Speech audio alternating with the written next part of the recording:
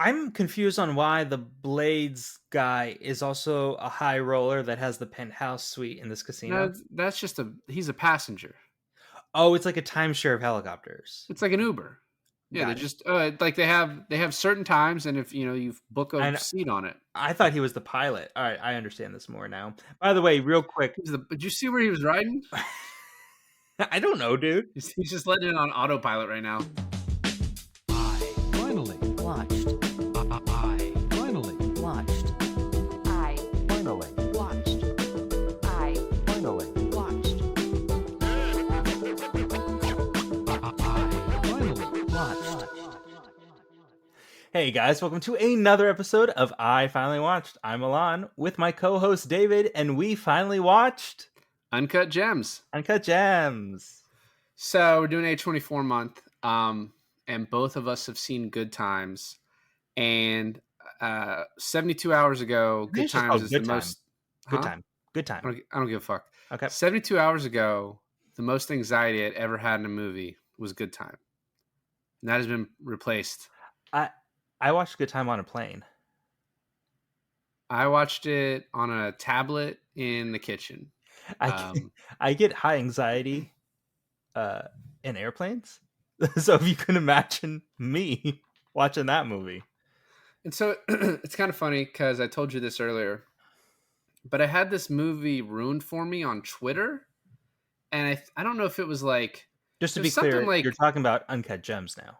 yeah, sorry, Uncut Gems. I had the fact that, spoiler alert, if you for some reason haven't watched this movie yet and you're like, oh, let's listen to this podcast where they talk about movies. But I had it ruined for me that Adam Sandler dies. I think it was like some kind of fucking asshole tweet that was like, oh, it's the 10-year anniversary of uh you know uh Howard Ratner betting on the Celtics game and getting shot in the head or something like that. And I was like, fuck you. Like, dude, like, Is seriously, this go the fuck yourself. period piece? Yeah, it is a period piece. So that's it. We can do this now. So a big aspect of this movie is the basketball player. And originally it was supposed to be Joel Embiid, who is a current star for the Philadelphia 76ers. Never heard of him, but at least I've heard of Kevin Garnett. Yeah, he plays sports ball too. But then filming got moved from the NBA offseason to during the season. Obviously, you then can't have an active NBA player in your movie. So they switched to KG because, one, I think KG is actually pretty phenomenal in this movie. Yeah, surprisingly, like sports guy turned actor, I was like, it's pretty good. And I mean, clearly, he's obviously playing a version of himself, so that's whatever. But And he doesn't have like that big of a part. he doesn't. But it also worked out that he had this. So it was supposed to just be a current day movie, but he had this 3-game stretch of having an amazing game, a really shitty game, and an amazing game in the playoffs for a game 5, game 6, and game 7. And that In real game life? 7 won that playoff series. So it just like all fit so perfectly What year was into that? the movie. Huh? What year was that? 2012. Okay, so this movie takes place in 2012. The only thing they changed about KG's record is that it's because of the opal, like that superstitious was added in the movie, but everything else was like those games were real. Yes, the games were So real. the footage of him watching the game was actually all real footage Of what, of Sandler? of Sandler watching the game of The KG. game that Sandler was watching was real footage, yes. Oh, sweet, okay. No, It's just real footage of Adam Sandler being really invested in the game. Yeah, no, they were like, 2012. we're going to use this 10 years or 9 years from 7 years from now. Yeah. Well, and so it's not very well like established. So it starts out Ethiopia 2010. And I remember that Ethiopia scene from that game Framed. Oh, that's interesting. And because I hadn't that in seen a this while. movie, I did fucking horrible on that edition of Framed. But that was the first shot, and I was like, "Is this World War Z or something?" Like, because there's just people like all running. And then now when you see it this time, and it's like, "Oh, it was such a cool opening," and I'm like, "Oh, is this going to connect?" But it said Ethiopia 2010, and then it immediately goes into a colonoscopy, which my first thought is like, "Is that Adam Sandler's actual colon? Is that his rectum that we're seeing, or did they use just another video?" It's not a real actor. But if you look at the screen, it says Howard Ratner, and then it says May 3rd, 2012. Is that the only time placement in the movie? It's the only time placement if you don't know sports, right?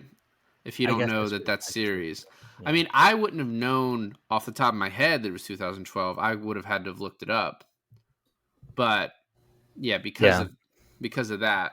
Yeah. Um, and then so the other thing is the Criterion sale just ended, and so I bought two 4Ks, Mean Streets and Uncut Gems, sort of in preparation for this. But then I was always gonna want to buy that one. Um, and at the time, this was the most successful A24 movie to come out. I think it's since been passed. I don't know. It depends on your definition of success, right? So, like Sure. Academy Awards wise, Everything Everywhere All at Once, I obviously more would say that would be successful. more successful. Although, as far as Safdie Brothers films, this one is their most successful. But then Civil War, I think, made the most money. Oh, interesting. Hey, by the way, I would like to show off my Criterion sale collection that I bought this month. Is it Uh, related in any way to this movie? nope, but you said you got Mean Streets, which is also not related to anywhere in this movie. So I got Fear and Loathing in Las Vegas, which is great. I got that one in 4K.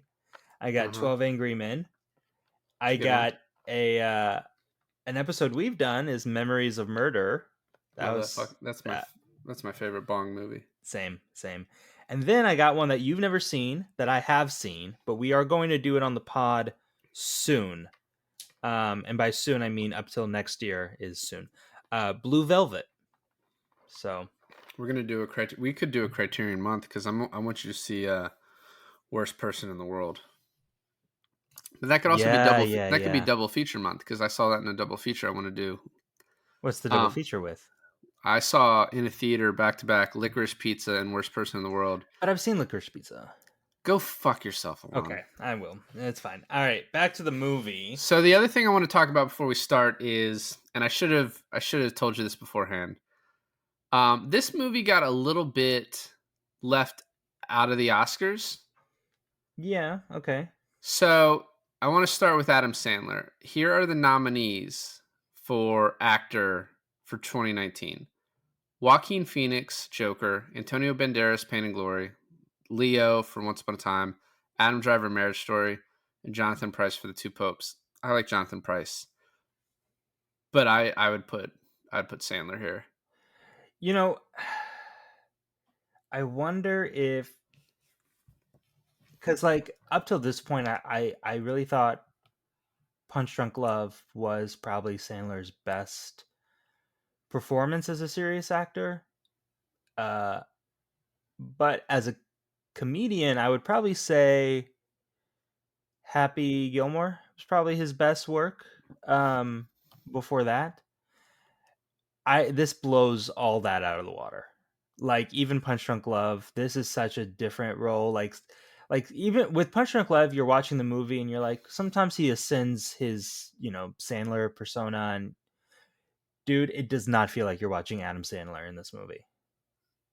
And in Yes. Uncut Gems, you're watching this guy struggling. You're sweat. I will say this is one of the most high stakes, high tense movies I've ever watched, and you fear for Sandler's life in this, even though you know this is a movie. I told you this earlier, but I had to get to a point in the movie where my stress level was so high that I just had to convince myself. I was like, I actually really hate Howard Ratner as a character, and I have to be okay with him fucking dying because one, it'll probably happen. Although towards the end there, I did not see that death coming, so I thought, oh, good for him. But then on the other hand, I was just like, he's not a good guy. He's just not He's a not. good. He's not a good guy. I don't know why I'm rooting and wanting this guy to be okay. So here's the thing. Imagine, and maybe you should do this. I don't know, maybe wait a year and go back and watch it again, and you'll know he dies, right? Because then you'll get my experience from knowing he dies. So you don't have that anxiety, but then still, When you say he dies, did you know he was going to get murdered? I knew he was gonna get killed. Yeah. Oh, okay. Now, but my memory was a little shaky because I saw that tweet 3 years ago. So I was like, oh, maybe he dies from colon cancer, right? Or Yeah, you because it know, was hinting that at the beginning. yeah, Right. right. And he's worried about death, which is like some foreshadowing, some little bullshit there. But I still was so anxious. You know what? It reminded me almost of like a non-funny Curb Your Enthusiasm, right? You're watching this Yeah. guy make every bad decision. Yeah. He's just a cantankerous asshole to everyone when it's like that's not going to get you what you want. And every time it bites him in the ass, and he just keeps doing it.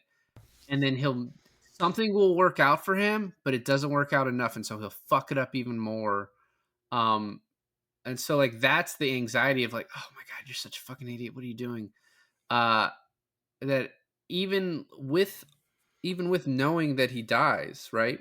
It was killing me. I told you I had to I had to take breaks. I was like, I Yeah. couldn't watch it all in one sitting. I was like, I had to take breaks, and not even my just like overnights because I ran out of time. I meant like I'd watch like 20 minutes. I was like, I need a second to calm down. Towards the end there, like I found myself standing up, walking around the room, like backing up, going back, sitting down, standing up. Like it was just so like, oh my god, what's happening, right? Especially the ending scene where he's got the guys locked in a room and he's watching the game. I was just like, god damn it, that he doesn't win. And then Julia dodging the skeezy guys, right? Like, oh Jesus. Although, all right, let's get into it, right? Well, Because hold on. No, there's one other thing I wanted to do, which was the best picture that year. So there are 9 nominees. This year at the Oscars, there are automatically 10 nominees no matter how many votes you got. Back in 2019, you had to have at least 5% of the vote in order to make like the best picture list. The fact that Uncut Gems did not even get nominated, like it's better to me than a lot of movies that did. And even ones I love. So like this is a fucking stacked year, right? So Parasite, Ford vs Ferrari, Irishman, Jojo Rabbit, Joker, Little Women, Marriage Story, 1917, Once Upon a Time in Hollywood. I've seen all those except Little Women, which is I have it. I need to watch it. Maybe we should do it on the pod. And I love a lot of those, but this movie is so fucking good. Like there's so many little touches to it that just make it so amazing. And I don't get it. Like maybe it's just too small at the time. If this comes out a year later when we're dealing with COVID and movies don't come out, like haven't been coming out, this might have fucking swept. yeah, You know what I mean? yeah. So it's kind of crazy like that this didn't get anything. And let's just talk about this real quick. The Safdie brothers and A24 are kind of known for having filling their movies with like non-actors. Right. And for that, like you have Lakeith Stanfield, you have Idina Menzel, right? Mm-hmm. But and Judd Hirsch. But pretty much everyone else, except for a few of them, are just not actors. Although now I'm looking at it and I'm looking at Palm Clementif, who's Mantis in the MCU in the Guardian movies. I'm She's in pretty sure this. I'm pretty sure because they sort of have it in order of appearance. I'm pretty sure she's one of the girls that's walking out that's like, "Oh, Julia's asleep." That's the So, only thing I could think that she was. yeah, so just a nothing scene.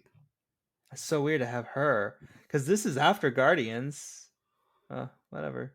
I think like so there's a lot of Natasha Lyonne has a very small part in here. She's the Boston player personnel person. Tilda Swinton is the auctioneer lady for Adley. That's her voice. Oh, her voice. Okay.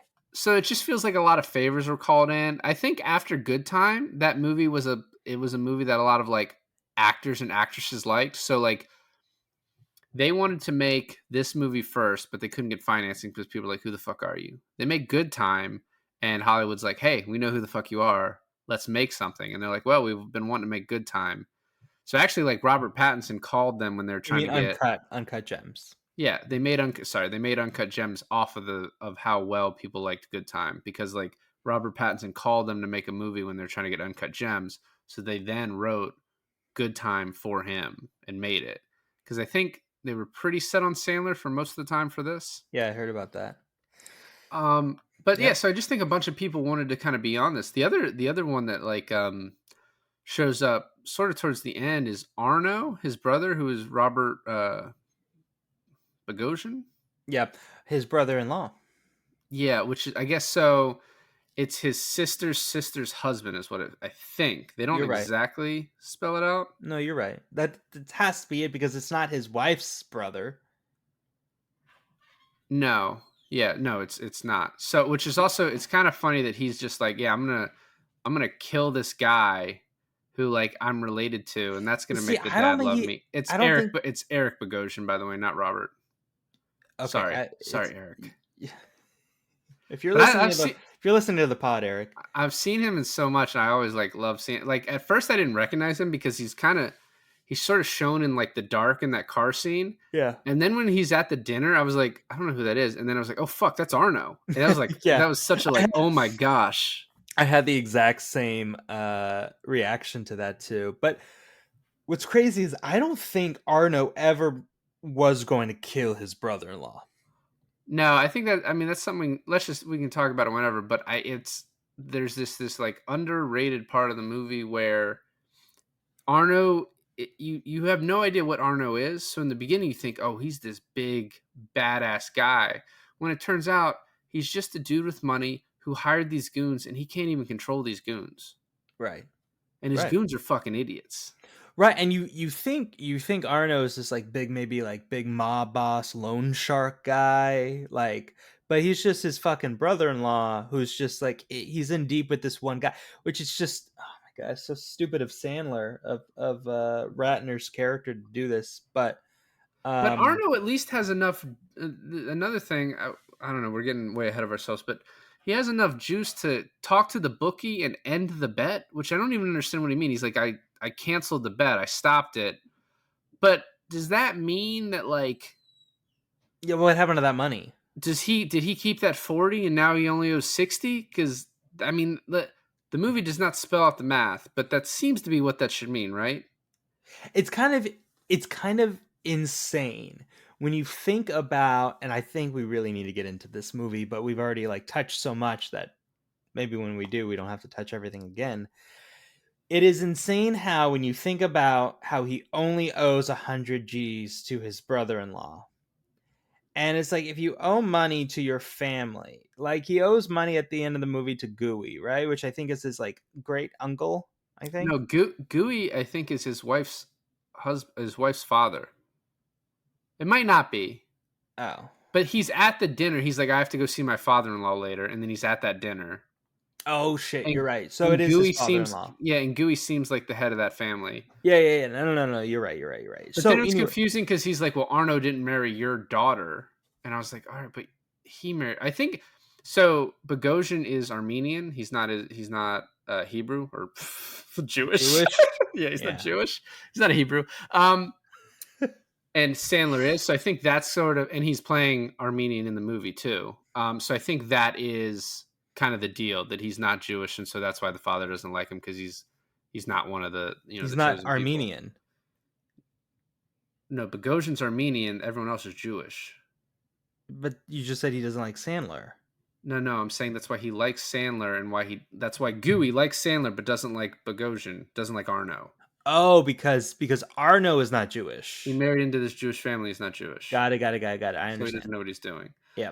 Let's start. So it starts on, after the colonoscopy, he goes back to his jewelry store where he's like, it's almost like a when I was a kid, you hear all the rap songs and everyone would be talking about Jacob the Jeweler, or you'd see Jacob the Jeweler on MTV. I don't know what the fuck you're talking about. Jacob the Jeweler was the guy that iced out all the rappers when I was growing up. Okay. Everyone went to Jacob the Jeweler. And that's kind of what this feels like, except he's like a lower level guy that like Keith Stanfield brings these people to him. He's like, hey, this is the guy to go to.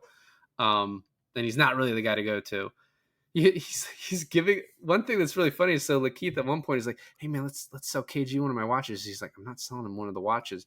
And it turns out he's been fucking wearing the watches, and anytime he gets stopped by someone he owes money to, he's like, here, take the watch. And he's like, it's like a $20,000 watch, and it's just a fake Rolex. Yeah. Which is fucking hilarious. So he goes back to his place, and there's goons waiting for him. The goons that will be with us throughout the entire movie. They smack him around to like, hey, we want the money. They go back, they take like $2,000 off of him, maybe, like very small amount of money, and then the watch. And then he walks outside, and I think the reveal that like we don't find out Arno is his brother until like an hour and 15 minutes into the movie, or brother-in-law through At the marriage. dinner. Yeah. So he's like calling Arno. He's like, "Are you fucking kidding me?" As he's leaving his place, walks to his apartment and wakes up Julia Fox, and she's like, "Oh, come on, I know you want to cuddle with me." And it's funny that she's like talking about this guy The Weeknd, and they're like, "Oh, is he gonna be big? Whatever." And it's like, I don't know if 2019, but he was definitely like fucking huge then. I think the Super Bowl is like maybe a Oh, year or yeah. two after. Yeah. Just like one of the biggest fucking stars on the planet. Um, and then he immediately like she's like, "Oh, I have The Weeknd's Michael Jackson Jesus piece," and he immediately takes that and pawns it for what 19,000 to then go make a bet. Yep. And then this is the part that I thought was interesting. He goes back to his jewelry shop, and the loan sharks are still there. Why are they still there? But they're getting beat up by KG's bodyguards. But why are they still there? Why would they let Adam Sandler leave and then just still hang around? What were they doing there still? Maybe they don't know where he lives. I think they would have to, May- though, because Arno's his brother. Arno could figure No, that but out. yeah, but maybe Arno doesn't want to tell them where he lives. You know what I mean? I don't know, but it's weird. But it's weird that they're just like going to hang out in his store the whole time. It doesn't make sense. It is funny that they did get beat up by KG's bodyguards, though. Well, and then he says, "I'm going to fucking kill you," which he No. does. Yeah, and then KG's bodyguards are not going to let him in. He's like, "What the fuck are you talking about? Like, it's my store. Like, open the door." And he goes in, and this part is really funny because it's like Sandler in this movie has several really bad qualities that lead to his demise. So one, Greed he's being one of them. greed, one of the worst gambling addicts I've ever seen in my life, and he's a show off. Yeah. And the show off wouldn't seem to be that big of a deal, except it starts this course of events right here where he's like, I have to show this fucking rock to KG. And KG's like, why would you show me this if you're not going to let me buy it? And then he's like, Yep. let me borrow it. You cannot let him fucking borrow. At this point, now, knowing what we know at the end, it's like, whatever. But at this point, $1 million stone that you're just going to let this guy borrow. And the collateral you took was like, they gave him 21,000 for. Is that how much the Celtic ring was? Celtics. Celtic? Is it? I thought it was Celtic. Is it Celtic only if you talk about it in like a serious way? But if it's Celtics, if it's like a dumb sports team? It's the Boston Celtics. They pronounce it Celtics. Right. And then But Celtic the Irish. Celtic and Celtic, I've heard pronounced both ways. I don't know if we've got an answer on that. Oh, okay. But it's definitely no one's up there like, man, I'm a big Boston Celtics fan. Sure. Celtics. So that's how much the ring was? Like nothing. Well, he's like, oh, it's worth 80. And they're like, no, it's worth 25. And he's like, oh, I need it for this. He's like, all right, we'll give you 21. And then what, like 7% VIG? We did not talk about the Furby, which I thought the Furby chain was going to come into a bigger play because I'm pretty sure they used that as in the poster. Yeah, I thought it was pretty cool, but it's also like, it's this subtle thing that shows you like, he always is making bad decisions. No one's fucking buying Furby chains anymore, right? Like, he probably made a bunch of these and now he can't fucking move them. Yeah. Actually, the movie is great in the subtlety of like how the characters operate. I want to pivot to the weekend scene, if I may. Go for it. So you have Lakeith wearing this like very obnoxious neon orange jacket throughout the whole scene. And Weekend comes out.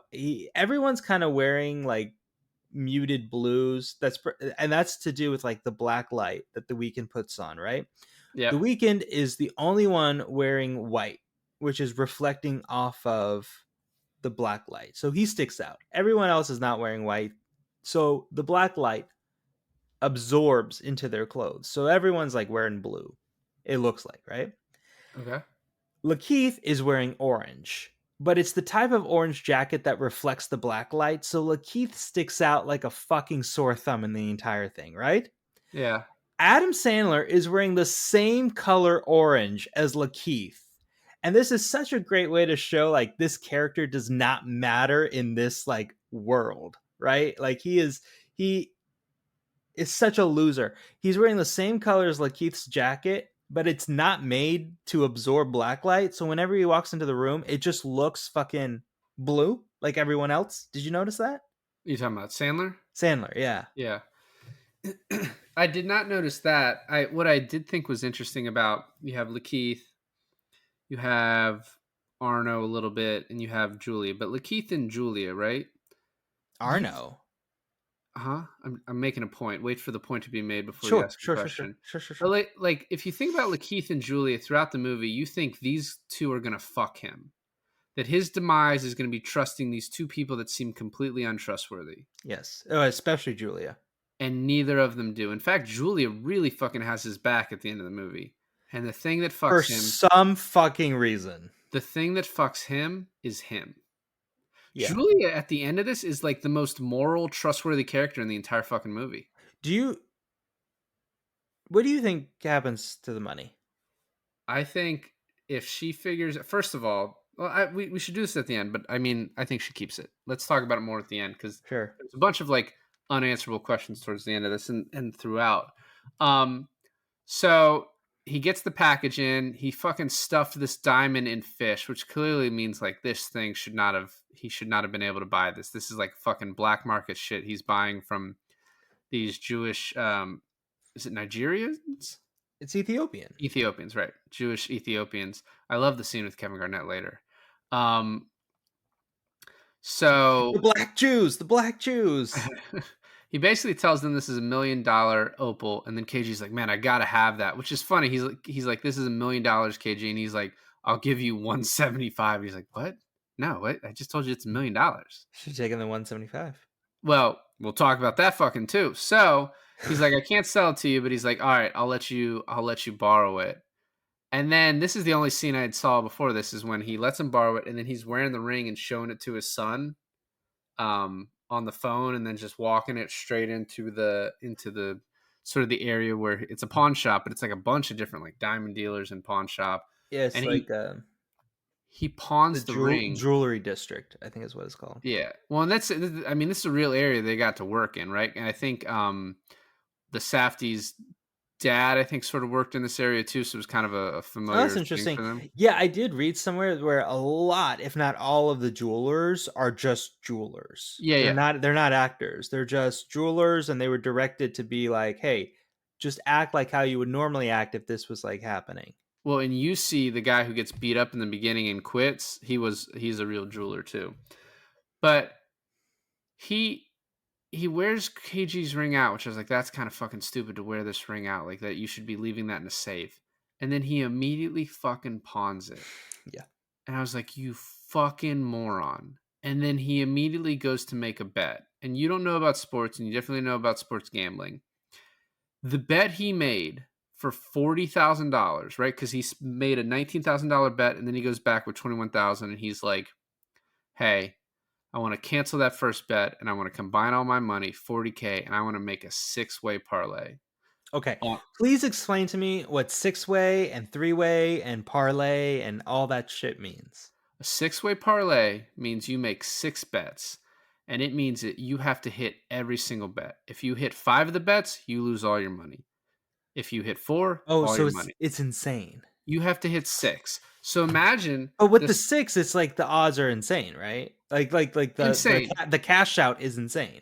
I wish I could have found out what his cash out would have been on that. I'm sure someone did the math online.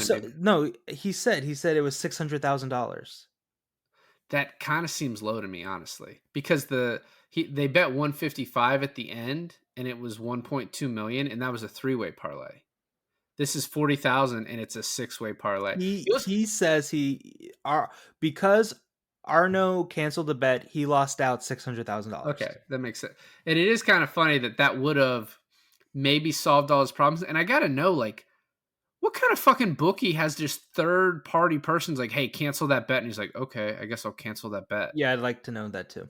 That's fucking weird, and it doesn't get addressed. And it's also they don't address like, Did they take that 40,000 or what happened to that 40,000? Did that I go to his, assumed they took it and he owes another 60. I guess, but they never addressed that. But yeah, so a six-way parlay is the type of bet you make with $50 and you're like, oh, this will just be fun to see if I hit it. You don't put serious money that you pawn KG's ring on a six-way parlay. It's fucking insane. It kind of shows from the beginning how degenerate this guy is and like Yeah. why he's such a fucking loser. Um, I can see. I think it is the perfect casting. Like the foresight for the Safdies to have this to have Sandler in his mind for this character, because Sandler is an actor, is a person that you can easily hate a guy for how scummy he is. Like if any other actor is playing Ratner, you can just hate him, right? But it takes a special foresight to to choose an actor that you feel sorry for.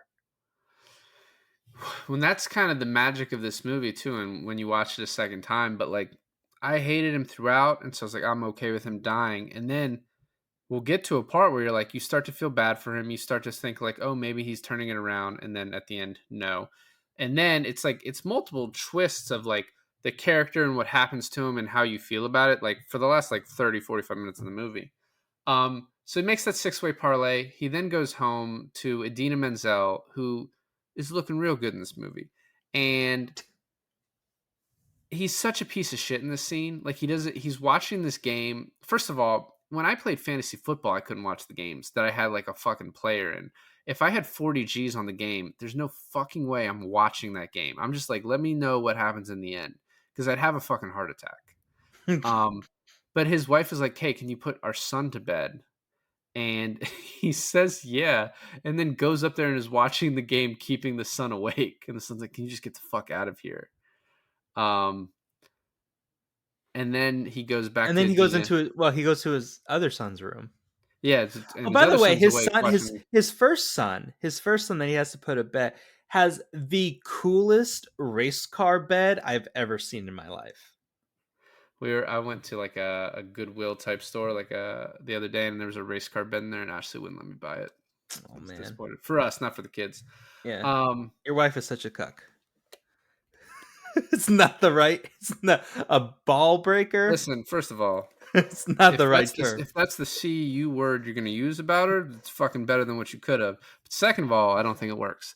I didn't even think about that. No, I love your wife. So then we find out that he's going to get divorced, but they're waiting until after Passover. And then she's just like, you're going to keep making me wait. Like, she doesn't want to be married to him anymore, which is, I guess, understandable considering she knows that he's having an affair with Julia Fox. Yeah, that was a little unclear to me. I was like, I guess he had to get that apartment because she kicked him out. It's like, but the explanation to the kids is like, oh, your dad just now has an apartment in the city. You know, I thought it was really like heartbreaking when he brings his son up there, and he's like, oh, so the neighbor who by the way, I thought, and Taylor thought the same thing, is like the son's gonna get molested while he's in that random I didn't guy's think he was apartment. going to get molested. I thought it was really bad to like just let your son go in that guy's apartment, though. But when he came out all sad and shit, I was like, oh shit, they touched him. But turns out no, he was just really sad because he looked into his dad's apartment and there was no construction. So he doesn't know why his dad didn't let him in his apartment, his secret apartment. And then it's like the guy said you had really hot women, like a really hot woman over it. Was it mom? I'm like, oh man, that's just sad. Yeah. And you can tell how upset the son is, and he starts looking at the mom and realizing like, oh, and later on when we meet the daughter, she is completely on his bullshit. Like, she knows he's not a good person. She kind of makes eye contact with the mom, like, this fucking guy. I thought she was just like a teen daughter, like just kind of in her angst. I mean, a little bit, but there's also the eye she was giving the mom of like, he's fucking talking to me again, and the mom's not helping out. So let me ask you, because you have kind of a similar situation. You have 3 kids, although 2 of your kids are girls. Are you and Ashley thinking like, okay, like when they're little, you're there, dude. You're on top of it. But then when your girls hit adolescence, it's like you let go of the reins. It's all Ashley from there. I don't know. Ashley's kind of a pushover, honestly. I might be the one that's like, "You wearing that fucking outside?" I don't think so. You can't do Cover that. up. No, that's not. That's not. You can't do Cover that that. anymore, You cover that shit up. man. No, you can still do it. So he's then taken. He has a driver. Like, Arno has every right to be pissed because this dude is living a fucking luxurious life and he's not apparently not making any money. Like, I don't know how he He got affords. his pool redone. Yeah, he sends his kids to the best schools. So this night ends on such a high, and it's sort of like the roller coaster of a fucking gambling addict, right? Like, because they're not losing every time. So like he hits the biggest parlay of his life, solving all of his problems. His girl's waiting for him in lingerie, which is kind of a sign that she is, from everything we see, she is super loyal to him. Like when the weekend's hitting on her, Yeah. she's like, no, I told you no. And like, obviously it's a temptation for her because it's this really like famous dude who's like wanting her, whatever. Yeah. But What's and much more attractive than Adam Sandler. But well, at this time, the Weeknd had that fucking thing on his head that like his hair, like he had the thing that always flopped in front. He's gone for a cleaner look now. yeah. I wasn't a fan of that. But who am I to judge? That's true. Who are you? What I was getting to is that I thought it was going to reveal that she was like cheating on him, or not cheating on him, but like That's what I thought too. gonna say real mean shit about him when she walks into the apartment. Yep. But it was just all gravy from there, and I was just like, what is up with this guy? Well, you know what? I think the movie is like, it knows the kind of the history and then like, real life of like a woman who kind of looks like that, who's much younger, very attractive, being the mistress of this guy, right? You're like, oh, that's disloyal. She's just in it for the money. She's just in it for the life. And, she'll cheat on him. And so your expectations of this Julia character the whole time are like, she's going to turn on him. And the movie, every step of the way, doesn't really give you that, right? It never sort of leads you to believe that she would. The weekend scene in the bathroom is the closest, but it's like she's flirting with this guy, but she's telling him like, hey, we're not, that's not happening. So he's buying coke from her, which is insane for the weekend to be like, yeah, I'll be in your movie playing myself and I'll buy illegal drugs. Like I'll position myself in that way. His But breakout hit is about cocaine. yeah, I guess that's true too. So Or one of his breakout hits. He's doing that, right? And then she's doing that. So I guess what, apart from working in his jewelry store, she's just a coke dealer on the side. Well, she's in everything, right? She's a photographer. She's a socialite. Yeah. She's like, doing something with music and jewelry, and I don't know exactly what she does. So the next morning, everything he thinks is good. He's at the Adley's, which is just like a Sotheby's like knockoff, right? He's at Adley's to meet Lakeith with the stone, and then Lakeith is like, "Hey, come outside. I gotta talk to you." Come outside, and he's like, "KG still has it." And you're like, "What?" You got to talk about Larry, the guy with the twin who keeps like bugging him about the money. Well, so Larry is there just to let you know that the 100,000 he owes Arno is not his only outstanding debt, and Larry's probably not he's probably not two outstanding debts, right? He probably owes a lot of money. Like he needs to hit big. So like selling the opal for 165, I don't know if I believe that he paid 100 for it to the Ethiopians. I imagine he paid a lot less, but he just didn't want KG to be like, oh, I paid 10, and KG's like, fuck you, I'm not giving you $165,000. Wait, you think he paid 100 G's for the opal? No, he paid 10, right? No. He said he paid 100. He said it cost him $100,000 to get it. That's what he told KG. Oh, I don't believe that though. Like I said, I think you're just supposed to know he owes a lot of money to a lot of people, and Arno is just one of those people. Arno is probably the biggest too. Maybe because he's family and he doesn't feel like he's probably fucked him over for so long. This debt's probably real old. So I wonder too how he borrowed the money in the first place. Like we don't know a lot about Arno. Did Arno know like, oh, he's just gonna fucking gamble this, or do you think he was buying into a business? Like we never really get that. That's true.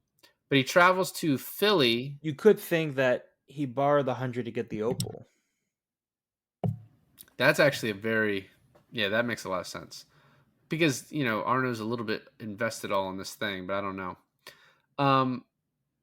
So we travel to Philly, and it's kind of funny the way that he's supposed to be walking in with Lakeith, but he has to go fucking lay up a basketball, and then when he tries to go back there, they're like, we don't know who you are, and Lakeith just leaves him, and like you're supposed to think like, oh, Lakeith is fucking him over. Maybe he doesn't want him to talk to KG because Lakeith just kept the stone, right? Mm-hmm.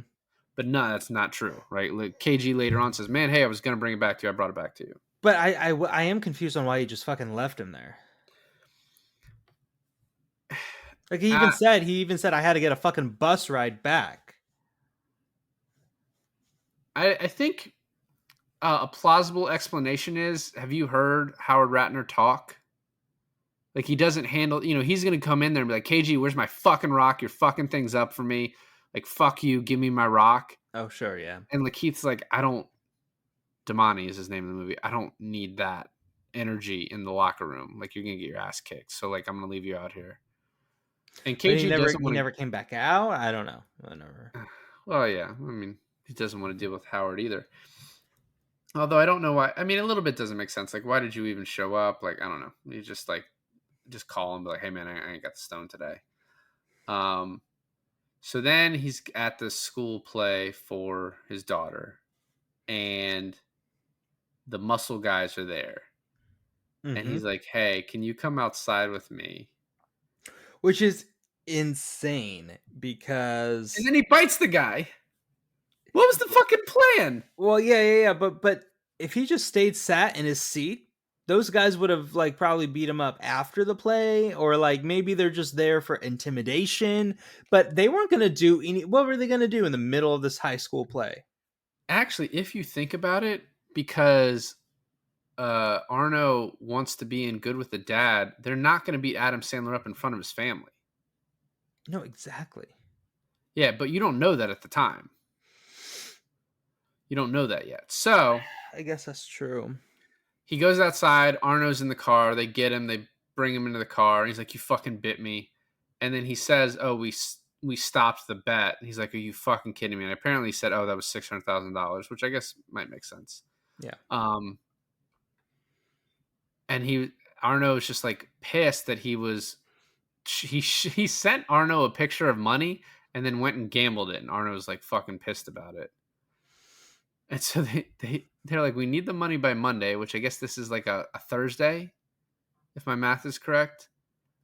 And he's like, you have until Monday to get the money. And he throws him naked in the trunk, which I don't know what it feels like Arno is like listening to these guys he's hired, but he probably shouldn't listen to them. I also don't know, like, how much are these guys costing? It's that, but it's also the fact, like, does Arno know what he's getting into? Like I think you perceive Arno in the beginning as this like big mobster guy, and like maybe these guys have been in his pocket for like a really long time, and there's like a trust built up. What? Like they're his guys. Like they're his guys, right? But they're like this third party, like 1-800 goon patrol that you hire. Rent a goon. Yeah, and rent a goon. And Arno is not aware, doesn't have the wherewithal to deal with the shadiness of this. And maybe like for the most part these guys would have been like cool and they would have just done a job well done, but Howard Ratner just brings out the worst in people. That's true too. I think just at the end they're like, fuck this. I was long-winding saying this, but I'm basically saying Arno is... It's funny too because Ratner has been in over his head the whole time, but I think Arno is just as much in over his head. So then he gets his wife Dina has to let him out, and then he goes back in and watches his daughter. I don't know the point of the daughter coming out and like the money spraying out of her mouth, like what that was supposed to be.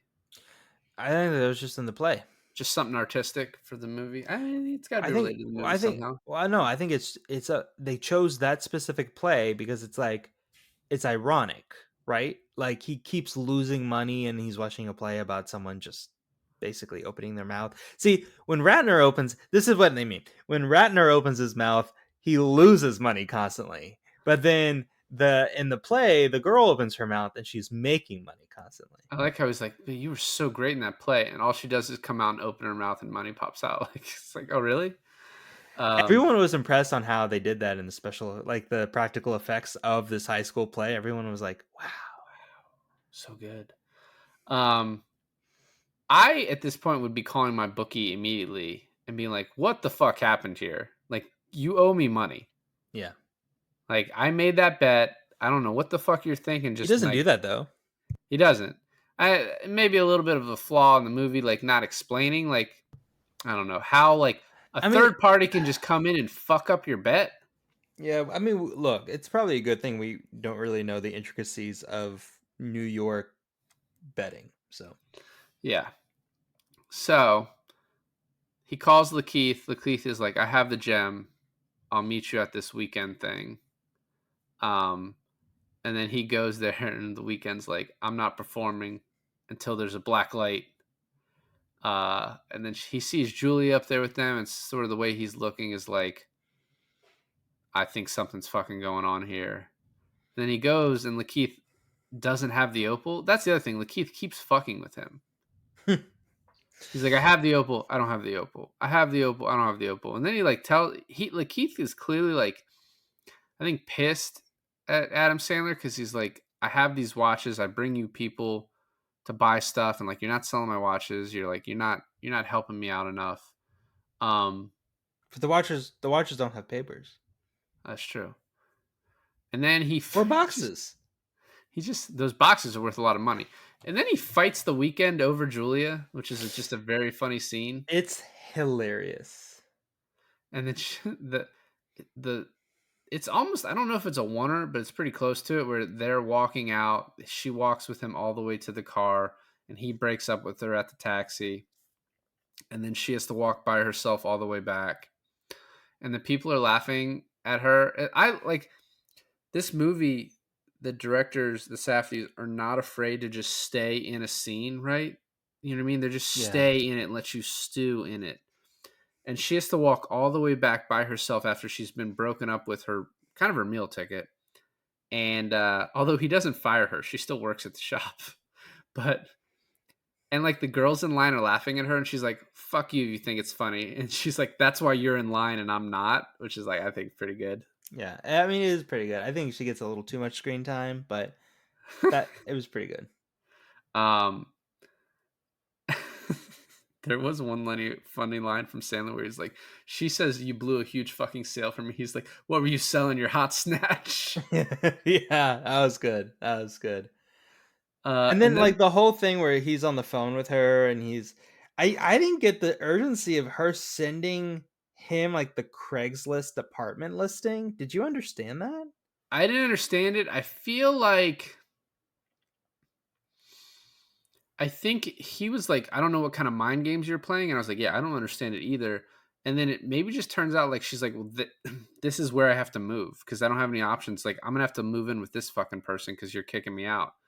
Because then when he goes to his like, oh, I got to stop by the apartment with this kid, she's just gone. She left him. I do love that. I love that because it goes off of what you were saying about how she never fucks him over. Yep. And he is fully like, yeah, she's playing this really loud music and she leaves him a note, but you're fully expecting her to be like, I don't know, covered in pig's blood, laying on his bed naked or something weird. I thought she might have killed herself in the bed or something. Like, you know, because he's for slowly walking. Really? Huh? For him? I don't know. Come on. She really loved him in the end. Yeah. Well, so, but she doesn't know that he's bringing his son in, right? Like no one knows that, right? But he thinks, oh fuck, she's gonna be, she's either gonna be out there naked or she's gonna be dead in my apartment, and then I have to not bring my son in here. I don't know. And then it's fine. He opens up the closet. I guess maybe she's hiding in the closet. He's thinking, but her clothes are gone. Like everything is fine. So he could have just brought his son in there. He's clearly had other mistresses before that have not ended well. Oh yeah, well that too. So the next day, and this is backtracking a little bit to what we were just talking about, but he's talking with Tilda Swinton on the phone about the opal, and she's like, "I'm bringing it to you today." That's He's so funny that that's Tilda Swinton. and, Never did I think that. and then he's talking to the Celtics, and I love when he calls them, and she's like, "Oh, hey, how are you?" And he's like, "To be honest with you, it could be doing better right now." And then he's like threatening a lawsuit. I'm gonna make things very ugly. And then KG just shows up, and he's got the gem again.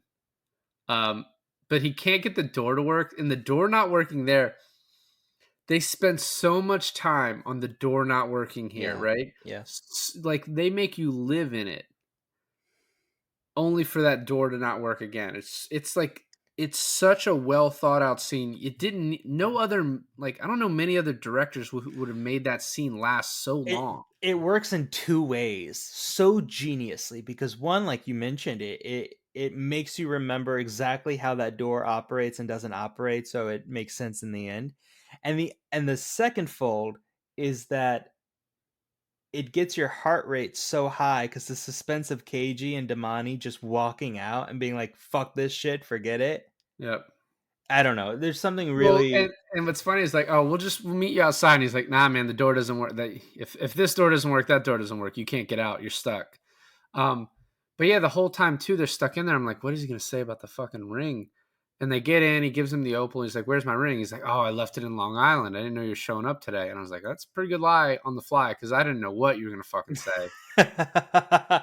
I was confused because he had to go back and get the ring and he pawned his other ring for that ring. But I was like, did he get the opal back? I guess he did. At that point, he had the opal back. He just didn't have any money, and he knew like when I sell KG this opal, he's gonna ask about his fucking ring. I have to have his ring at that point. So that's why he had to pawn his other ring. So, and then Lakeith finds out his watches are gone, and then he almost kills the fish. Every time something like this happens, I'm just like the stone's gonna be missing. Like Lakeith's gonna grab the stone and walk out, Yeah. and it Yeah. never happens. Like after this scene with Lakeith, he's like walking with a stone. I'm just waiting for something to go wrong. And like, cause Another thing I just thought of, I'm sorry about the fish, right? He puts like a poison in there. I mean, I'm pretty sure if you put anything it's in a just a tropical fish aquarium. drink. It was just like Yeah, but it looked like a Bai water, BAI. I don't know how to pronounce that. Like it looked like just one of those waters that oh he yeah, was. yeah. But what I'm saying is that if you put anything in a tropical fish aquarium, because those are so balanced that it's gonna fucking kill the fish. And this is just a subtle thing, right? But Sandler freaks out about the fish. He makes a point to save the fish, only to forget about the fish and kill the fish in the end. You see what I'm saying? Like, this guy is worrying about the wrong stuff at the wrong time. And then when he has the right moment to worry about the right stuff at the right time, he doesn't do it. Right. So after this, when he's walking to go drop the rock off, I'm just waiting for something to go wrong, right? Because you have these people who are after him, Mm-hmm. and it just never happens. Like it's constantly expecting it. Or he's late on the dropping the rock off for the auction, so they don't have a picture in the book. And I was like, are they even going to accept the rock at this point, right? Yep. And then and then it's value. Yeah. There's also I can't remember when this happens because I didn't write it down, but there's this one scene where like, oh, it's after he breaks up with Julie in the weekend party where he goes back to his office to sleep, and it's just like so slowly like getting his pillow out and like the way the music is playing and like him like I don't know, it's just the live-in moments in the movie I think are really add to it and make it special. So they're at the dinner with Gooey, and it's a Seder, I guess. Is it Passover or It's whatever? Passover. It's Yeah. Passover. I learned that from Curb Your Enthusiasm, where the What little Passover kids. is? Well, the fact that I didn't know at Passover you have all the kids going around trying to find. I thought it was like a stick. Apparently, it's this big fucking book. But they have to hide it around the house, and it's like whoever finds it gets like $50 or something. So that's why it feels like Curb, because they're both Jewish. So Yeah. Well, also remember how proud Ratner was when it was his kid who found the thing. right. Yeah.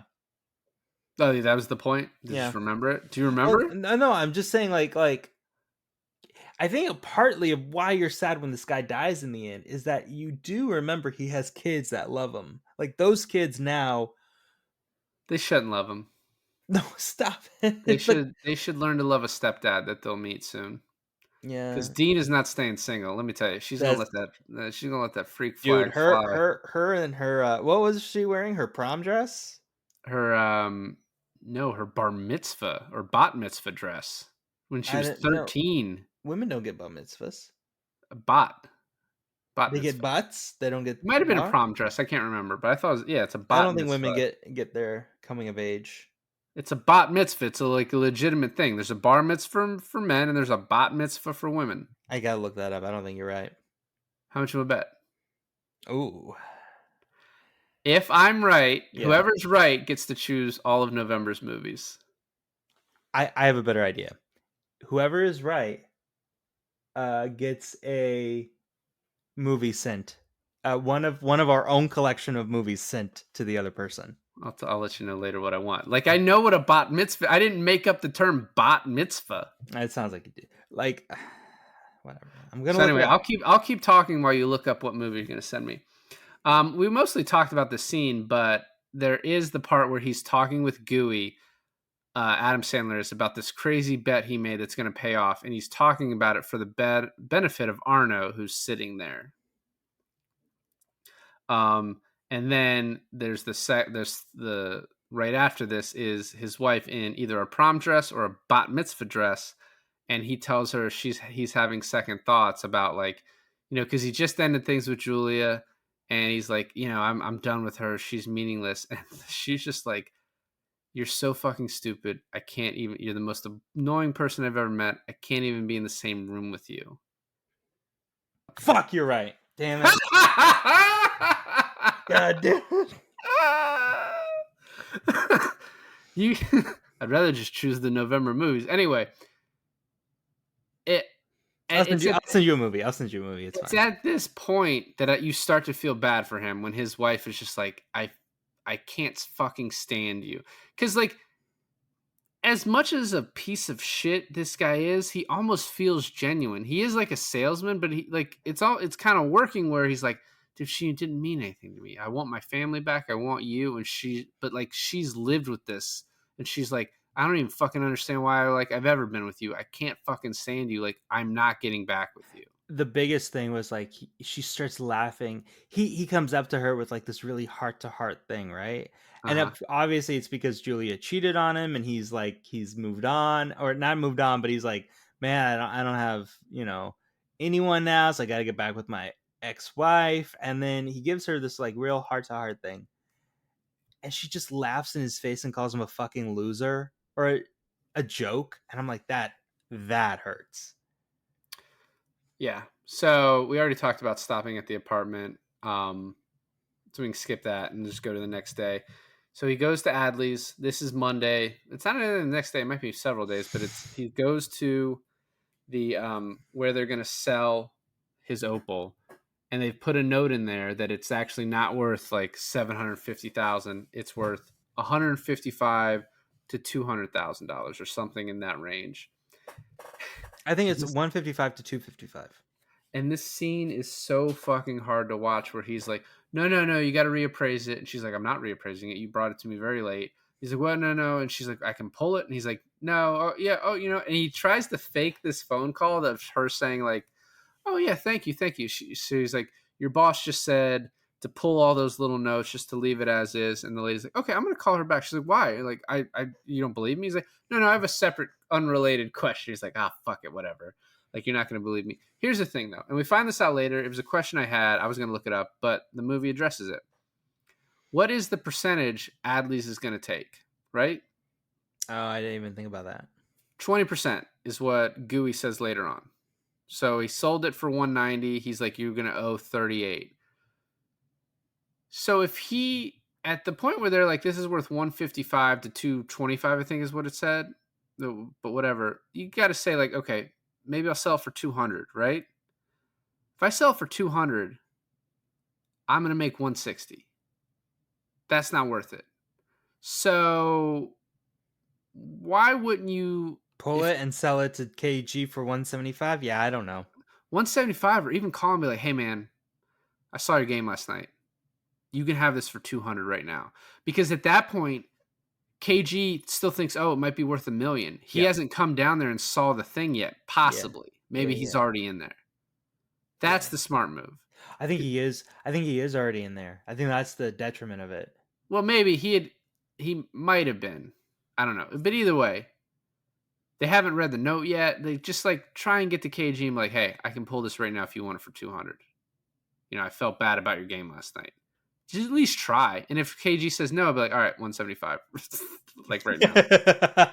Yeah, I mean, sure, that would have been good, but then again, it's like, But it's not the character we've watched in this movie. Like, no, it's no, not, no, of course not. But it's also like KG, which I think this is unexpected, is that he brought his like financial advisor with him. Yep. And I think that was the thing that really, because I think KG on his own would have easily paid up to $250 for this. But Well, here's his the financial advisor was like, don't do that. Here's the other thing, though, right? So he tells Gooey, I need you to bid this up to 250. I that's the worst scene in the whole movie for me.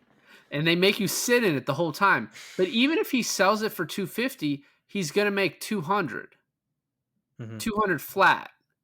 He could sell it to KG for maybe 190. You could get him up to 190. Let's go back to us as the audience sitting in this scene. The way they cut from KG to the auctioneer to Sandler To Judd Hirsch. to Judd Hirsch and to Arno. Oh my God. Then you realize Arno's back there. You're like, fuck this. Yeah.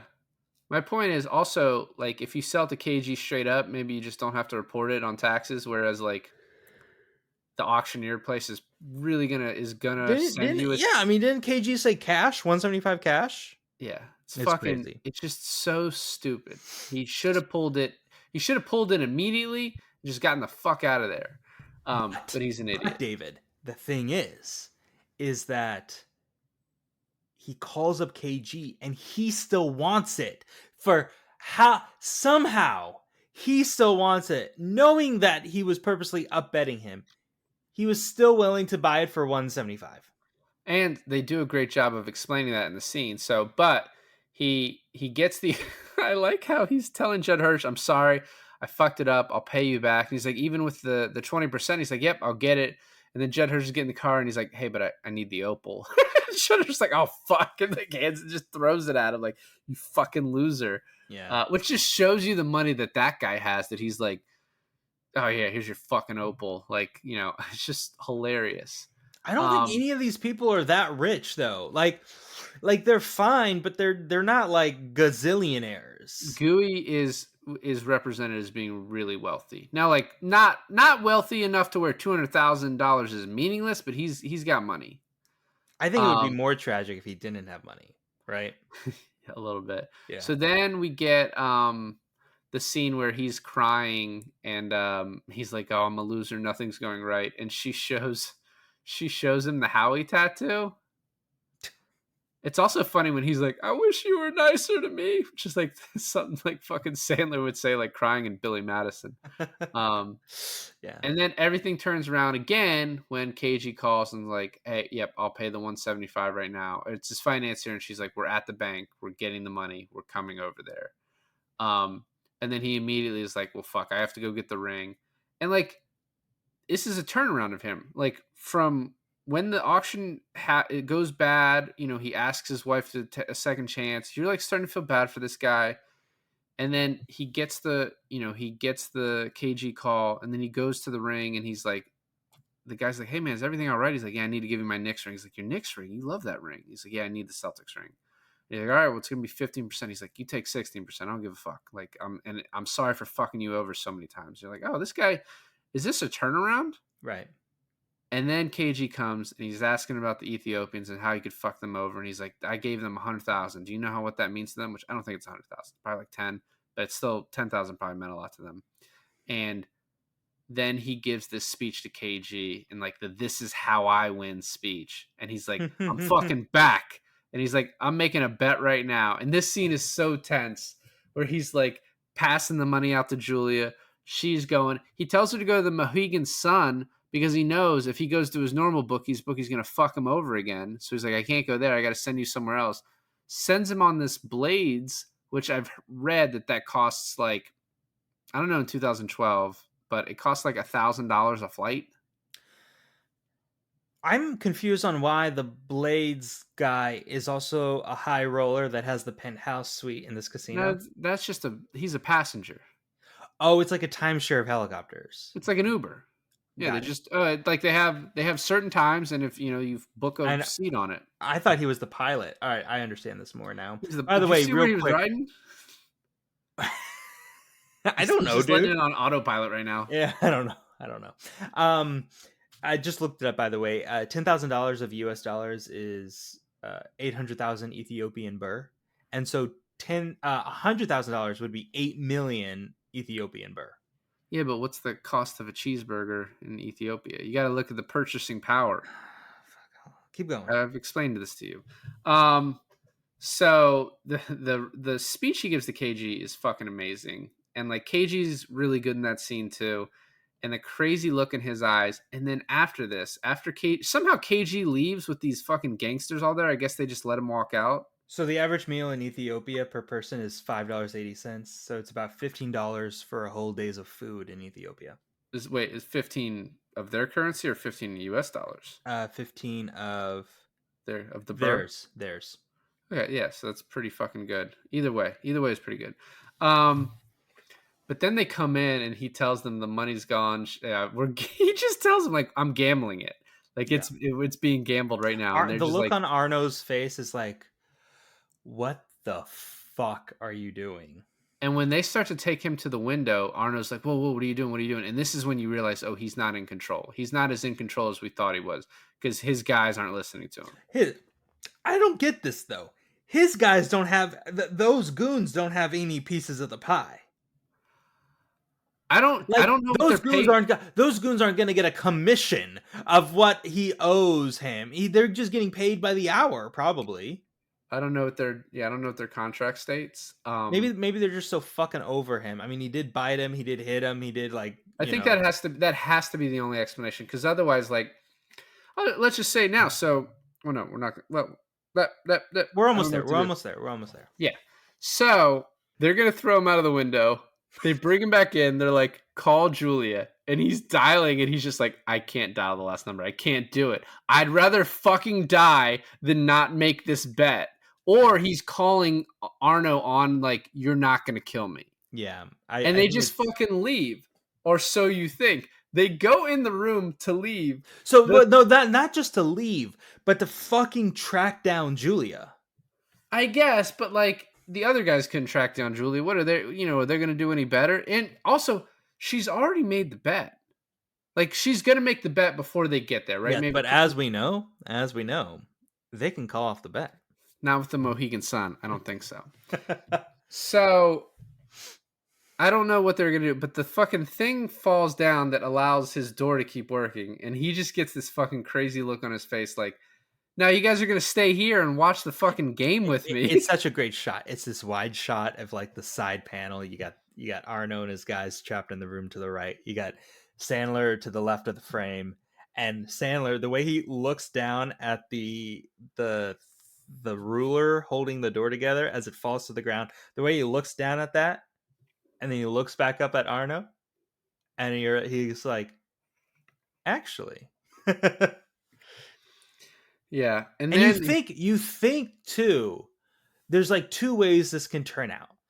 He loses, he dies, but Arno's probably not going to kill him. So this is what I thought, David. I thought he's going to lose because this is going to be a lesson of greed. Like, this movie is going to teach you like to stay away from gambling forever.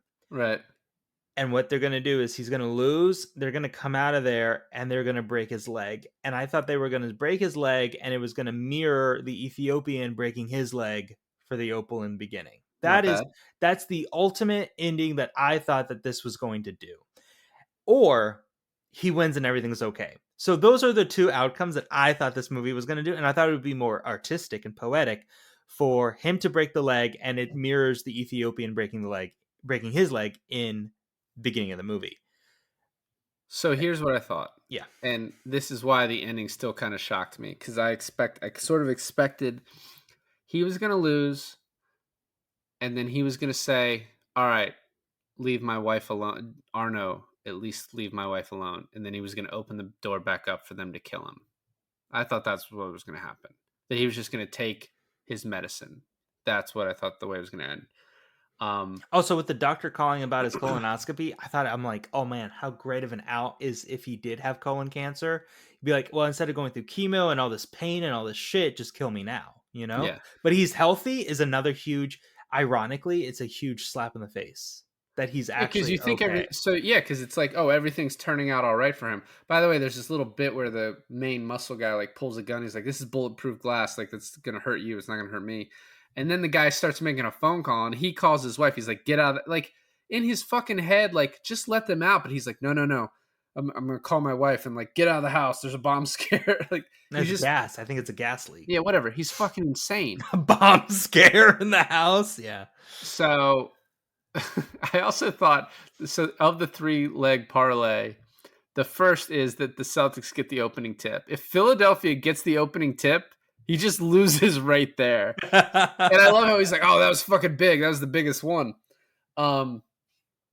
So then I thought I thought the 16 rebounds was the biggest one, or what, 9? Well, it was 8.6. It was 16 points, 8 rebounds. He just needed to get both of those, I think. And 16 points was 16 points ahead? No, 16. KG had to score 16 points himself, and then they had to win. And he thought because of the pep talk and the fact that he gave him the stone, he would have the advantage, like the mental advantage enough to do it? Yeah. So they win it. Did you think also another great part of this movie is that it's fuck up after fuck up after fuck up? Did you fully expect when he wrote down exactly what the bet needed to be to Julia that Julia done the wrong bet? Was going to do the wrong bet and fuck it up? And when she was reading it back to him, did you expect there to be a moment where he's like, wait, no, I said 16. You said 6, like something like that? Well, that's the point of the movie too. Like, as we were saying, like, you expected someone else to fuck him over, and it's himself. And he fucked himself over because he was such an asshole to everyone. Like, these guys hated him enough. So he wins the bet, opens the door, and the dude just immediately shoots him in the face. Then, I don't know if he was going to shoot Arno, but because Arno tried to escape, he kills Arno too. I don't know what the plan was there. And if you look at the poster of Uncut Gems, Adam Sandler's holding like a handkerchief to his bullet wound. Like, he's holding it over where he got shot. So it's a cool little like Easter egg in the poster. Yeah. These goons, no one is ever going to hire them again. It's more than that, dude. It's the fact that jewelry store has cameras up the ass. And are they going to be able to let themselves out? And in a small little bit, like I think they're totally caught right now, because Dina says his wife is talking. She's like, I found him naked in the trunk. I'm calling the police right now to check on him. She's calling the cops to go check that jewelry store. And I think they're going to fuck up and not be able to get out.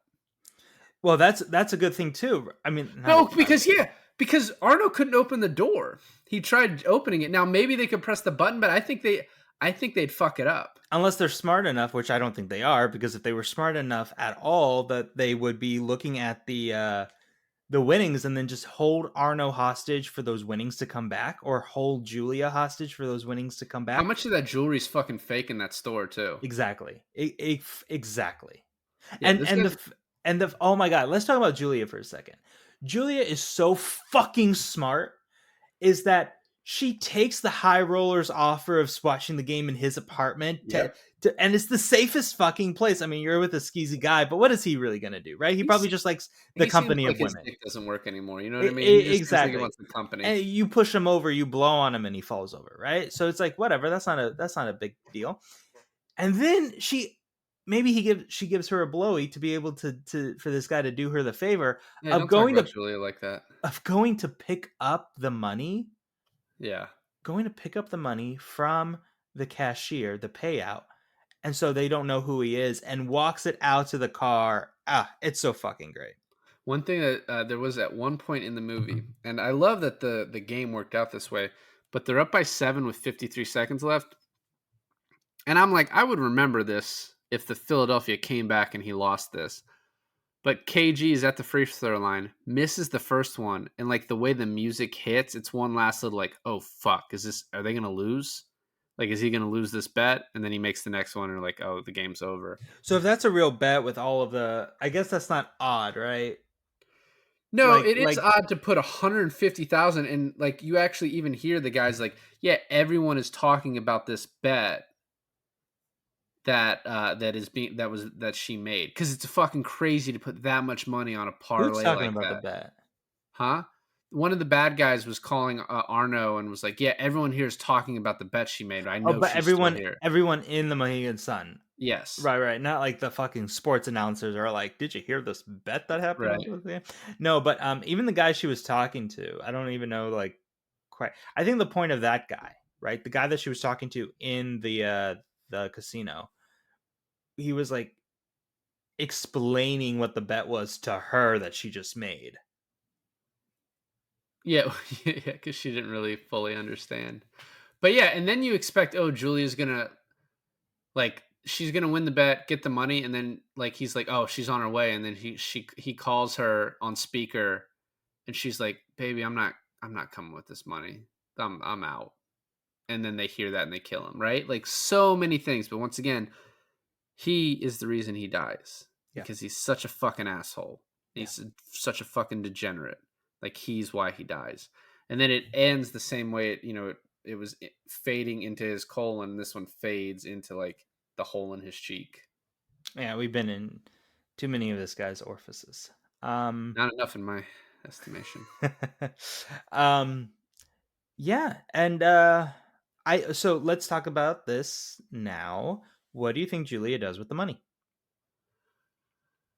So if she kind of is able to realize what happened and not get, if she goes to the store and those guys are still there, like, oh, they'll just take the money from her. But if she's able to figure out Howard died and without getting too close to the action, I think she just keeps it and, lives her life. So I think the police get there before she gets there. Right. Yeah, I think those dudes get way more sense. I think those dudes are so fucking stupid they're gonna get caught very quickly. On top of that, she can't really leave her job because if she quits her job without saying anything, then it's going to look like an inside job on her part, maybe. So that looks super suspicious. What I would do is come to work. She can't. I mean, the whole place is a crime scene. She can't really come to work. No, but why wouldn't she? She would think everything's okay, and then she would see, oh fuck, and then maybe she's like, you know what? Some of this money should go to his family. I don't know. We'll see. You know what I mean? I mean, he doesn't owe Arno money anymore. Arno's fucking dead. So there, all bets are off, as they say. So a little bit of fun fact territory because we're running real long as we suspected on this episode. Yeah. So the Safdie brothers took a pay cut so they could shoot on 35 millimeter, which the movie looks really good. I was like insistent on. I had to put the 4K in to watch it. I could easily have streamed it, but I was like, I have to watch it. I'm curious to see the difference in that. Yeah, well, because eventually I'll probably just stream it to make it easier on myself. If we had waited one more day, I was just going to watch it again tomorrow, and I would have just streamed it to see what it looked like. Yeah. We talked off. I don't know if we talked on the pod, but we talked off about the good times when John Amos was like appeared at the apartment door. He's from Good Times and Coming to America, and their previous film was called Good Time. Yeah. And then this was Julia Fox's first role because I, for the longest time, just knew her as the woman that Kanye replaced Kim with when she dumped him. Oh, I didn't even know that. I knew her as the girl that's the meme, Uncut Gems. Oh, I've never heard that meme. No, it's very famous. She's like on the red carpet, and they're like, "Yeah, this new movie that you're in. What's it called?" And she's like, "Uncut Gems." Like says it exactly like that. Becomes a meme. I was thinking too. Like this is actually kind of a role that Kim has started acting now. Kardashian. Like in is that her like AKA like Kim starting acting now, Kardashian. Well, I'm not on a first name basis with her, so I was like, I'll say like That's Kardashian. Mrs. Kardashian to you. Kim K. She's in what American History or Horror Story, which I think people like say she's good in. I don't watch that, so I don't know. Yeah, But she could have easily done like this same role. But I think Julia Fox is pretty good in this. I think Julia Fox is like I think Julia Fox at the time, I mean, probably still now. I don't know if she's been in anything or she's not super famous, at least in my circles. But I think Kim K would have been too famous for this. Like overshadowing it a little bit. Yep. So initial drafts of this script, because it came first, have the Benny Safdie character Nick Nikas in the in Good Time. Yeah, he was originally in this movie, and then they kind of moved him over to that movie when everything got moved around. So this Adam Sandler, ever since Pixels was under contract with Netflix, and so this was originally going to be like a Netflix movie, but the Safdies wanted it to go into theaters. that's interesting. Because they wanted an Oscar chance for the movie and for Sandler, which they fucking should have gotten. You can watch this on Max, but you can also watch this on Netflix. Well, I mean, yeah, but it had an original theatrical run, right? Yeah, but when you watch it on Netflix, it makes it feel like that this is a Netflix original. Oh, do they? It's really like it really makes you fucking feel that. Yeah, well, I think that's just because of the deal they have with Sandler. So Jonah Hill was originally considered for this role, but he thought he was just a little too young for it. I guess Adam Sandler's agent turned this role down twice until Sandler talked with the Safdies, and then he accepted it. I don't fire your agent. This is literally Adam Sandler's best role. Yeah, I mean, I really love Punch Drunk Love, but like, yeah, he's so fucking good in this. I mean, like, so we've done a lot, actually, like a lot of his great performances, right? Because we did Meyerowitz Stories too, and I actually think he's like really good in that. Oh sort shit, of a yeah, subtle that's way. right. That's right. Yep. Yeah, this was so fucking good. That's really all I had. I was like obviously knew, I was gonna be blown away by this movie, and I think too, like, a movie like this really hinges on the ending, and I think they nailed the ending, and they nailed it in a way that, like, it wasn't the ending I wanted or expected, and they still fucking nailed it. I was still like, oh, that was good. Like, that was good. And like, even knowing he died, it still shocked me. Yeah. And I think a part of that is that throughout the whole movie, it's a nonstop, like juggernaut of a high suspense movie that just has you going 1,000 miles an hour. And as soon as he gets shot and killed, it stops. It just stops in its tracks. And I think like part of that gives the audience like a sigh of relief. Not really like for the character, but like for themselves. Like they're like, oh my God, it's over. Like I can fucking breathe again. Yeah, exactly. Yeah, which I'm curious, like, if I'll feel the same way. If I gave it too much time in between watches, it'll probably still have that effect on me. But if I watch it like the next week, I think I'll still be able to handle it. So yeah, I'm glad we fucking did this. I think our next movie needs to be a lot less anxiety ridden. Yeah. Yep. So that's why we're doing Under the Silver Lake next. Nice. A mystery. Well, thanks for listening to another episode of I Finally Watched. This is David. And this is Alon, and we finally watched Uncut Gems. Uncut Gems. Now that I knew it was a thing, I did it for you. Yeah, it's good.